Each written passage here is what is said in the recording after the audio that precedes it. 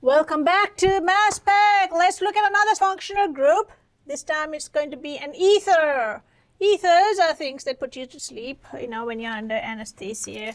This is just one of the kind. There are so many. This is a very simple ether. It's got the alpha carbon here, has a methyl group and an ethyl group. The oxygen's got a methyl group.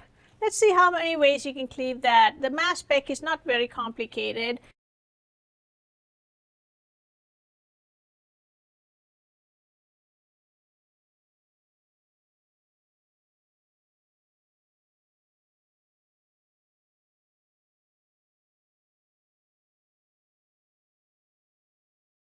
And we can already identify some of our friends, 15, 25 methyl ethyl. Let's look at what these could be. All right. Okay, so let's look at a fragmentation pattern. So whenever you have heteroatoms, you can have cleavage here or here.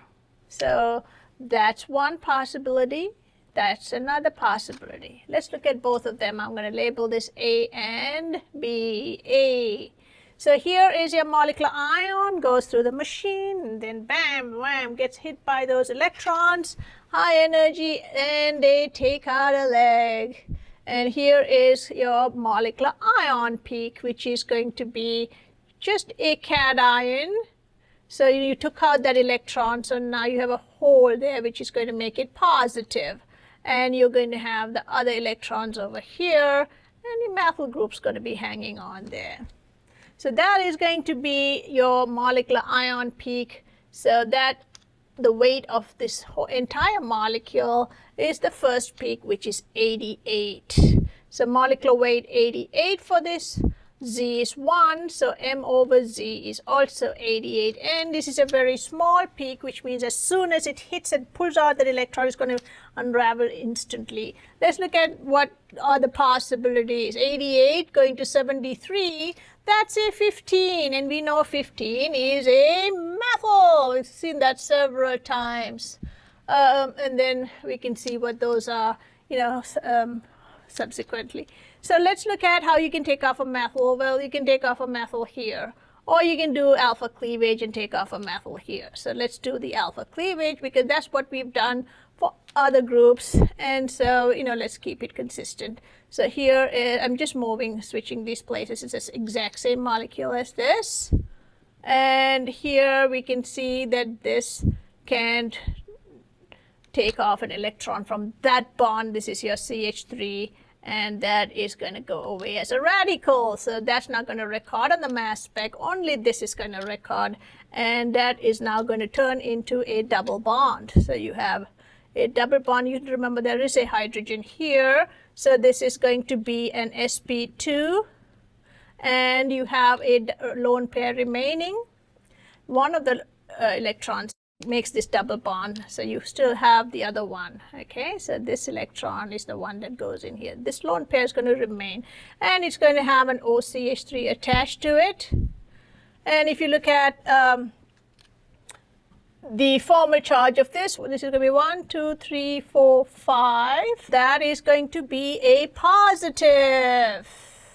6 minus 5 is going to be a 1, so there's a +1 right there. So that's going to hit your detector and record a measurement for it, and it is going to be 88 minus a 15. So this is going to be your methyl radical, and so that is going to give you your 73 peak. Right. Let's look at how you can get 59 peak. All right, so just like over here, you can break this bond apart and get a fragment. I'm just going to draw the methyl on this side, so I have some space here to do the double bond, and here is the other lone pair. So here you can have this come over here, and your ethyl can leave as your radical. So here we have a double bond, so there's a CH here. And so you have a double bond now, and a lone pair and a methyl. And anytime there are 3 things or 3 lines to an oxygen, just like your hydronium, it is going to be a positive. If you're unsure of that, do the formal charge. 1, 2, 3, 4, 5. 6 minus 5 is plus. So this is going to hit the recorder, and you are going to get a weight of 59 for this. So you can see this plus this should give you this. It's always the same. You don't even lose a single proton in the mass spec when you fragment. They're all there. It's just in pieces. So here you're going to have your CH2, CH3 radical.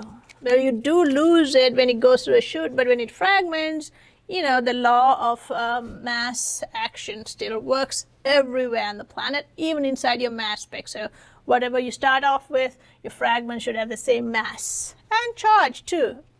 All right, let's look at your other possibilities. 41. What could be a 41, a 29, and a 15? Well, in this, if you take 29 and 15, they're ethyls and methyls.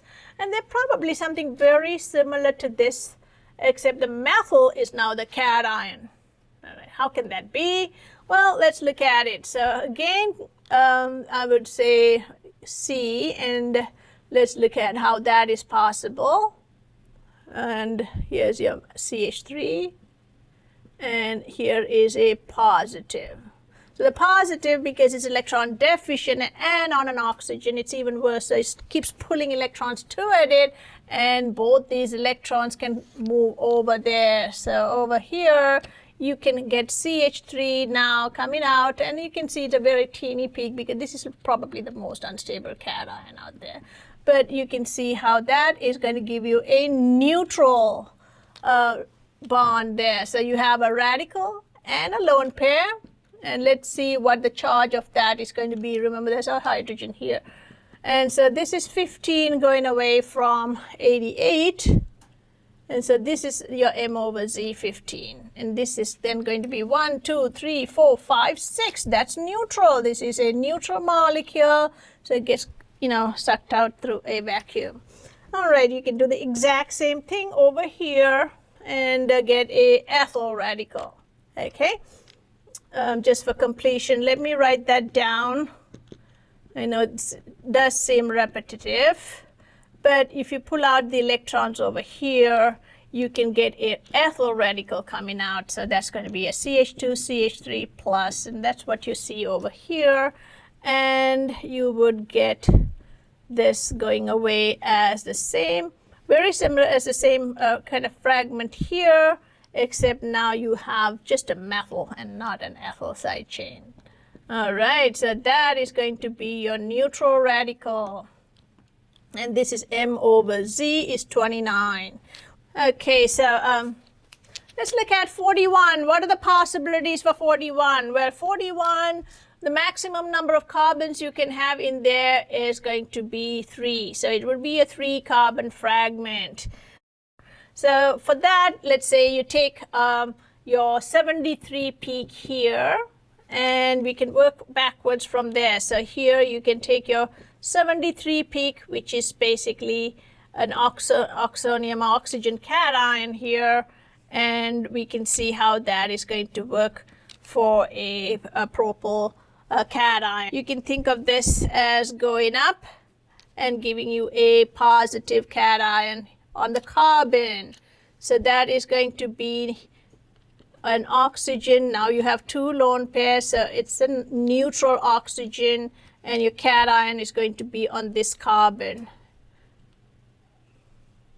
Now over here, you can think of this hydrogen as going over here and releasing those electrons to the oxygen. So you can have a pi bond next to a single bond here.